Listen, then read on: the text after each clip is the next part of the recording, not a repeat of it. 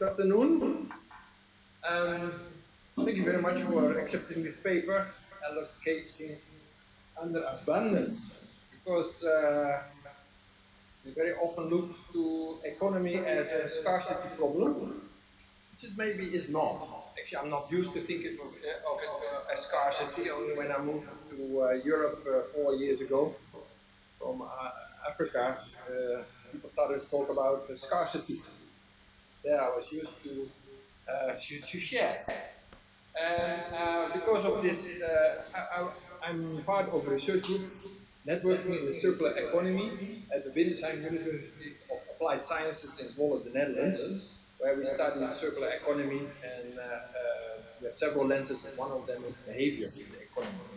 And I'm also a user of the economy, because I'm also behaving in the economy. So it's also our own experiences. So in our research, we research with communities, with municipalities about circular economies, with businesses. We have several papers here at the conference. But I'm from the observing type, and I also work in a municipality and we research and resource commons. And during that discussion, something came up. I'm not sure if you know the word kringloop. In the Netherlands, these thrift shops where you get your second-hand stuff, it's called the kringloop. It's not really a shop, it's a whole system. You know, in Zwolle, for instance, there's a kringloop Zwolle, with one area you bring it, and they have several outlets. And churches do have these things, or other NGOs. It's a whole ecosystem. And I'm a user of it because when I came from Africa, I didn't have too much, and we had to start building a house also, and I get clothes and stuff, and the thrift shops are ideal.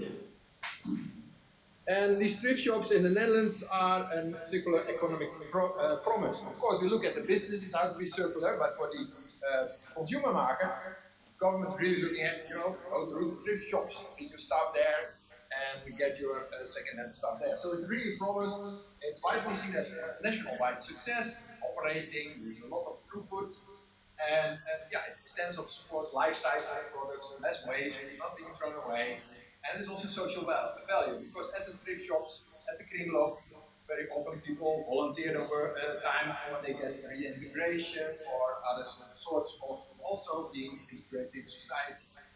And there are public campaigns to bring your stuff to the kringloop. And the municipalities, they interact with the kringloop on how to make this really work. And I think it's very important, as said, in the circular economy.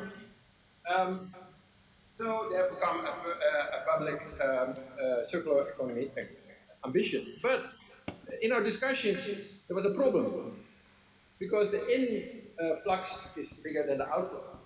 So this crisis. So my colleagues that I was speaking said, it's not going very well. There's not enough income, not going well. It's more donations than they are selling on get out into the market, so it's overflowing. And actually, me as a user, I've rebuilt it. I have also things to share, so I bring it to the kringloop, and they refuse it sometimes, and I feel awful. How can you refuse to give it? And then I go to the waste bin, and they accept everything. They burn it, of course, but it's not the kringloop. They accept everything, but the kringloop is not accepting everything. So who wants a relationship with whom now? So that started with this idea of looking at this problem. Is it not? But is this a problem? Everybody was talking about it. It's a problem. Is it a problem, or are we not looking well enough? So this is a conceptual paper of that. It's quite a big paper, so you can read all the references in it. So I approached this one as how can we understand these challenges under the situation of structural oversupply? So, as I've introduced, it's actually embodied experiences of myself, of people around me, also people that don't want to be seen there. Why not? The questions you have. A researcher, I think you're 27, well, not 24, but 7 days a week.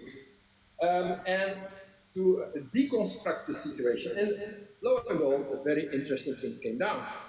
But let's first see what the breakdown here is. So the inflow is so big that your prices go to zero, of course, or more inflow than outflow. There's a lot of difficulties with finances in these organizations, and there's moral exhaustion. Of course, the people in the kringloop, they can't sort it all too much. and of course quality issues and all these things. It becomes really exhausting. But I think it's also an exhaustion on this side. If you come and donate and you are not being accepted, that's also exhausting. So there's several exhaustions of system breakdown, but in economic terms you call this a negative yield.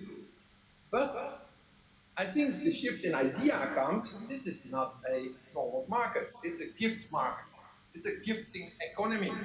Because the one who comes does it as a gift, does it as a market economy. So the people are looking, no, I can't sell this, throw away. It's a gift. If you go to a party and give a gift and somebody says, no, it's not nice enough, you don't accept it, how do you feel? How can the system not accept it?